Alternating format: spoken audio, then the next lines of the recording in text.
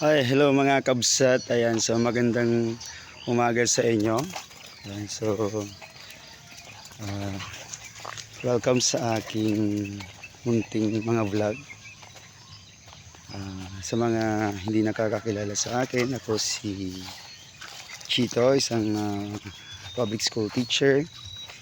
And ayan, so libangan ko lang din itong pag-vlog. Ngayon, pupunta tayo ngayon sa aming munting taniman ng kamatis. Ayan, so pupunta tayo ngayon dito sa aming munting hardin. Ayan, so papakita ko sa inyo yung aming tinanim na kamatis. Ayan, so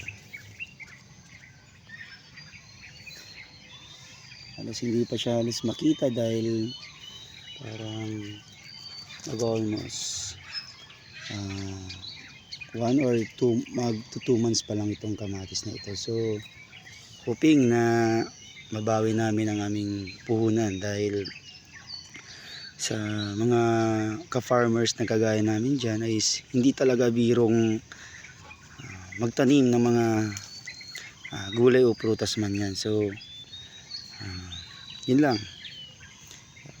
isang malaking biyaya na meron kaming taniman ng mga halaman. Yan, so see you sa next vlog.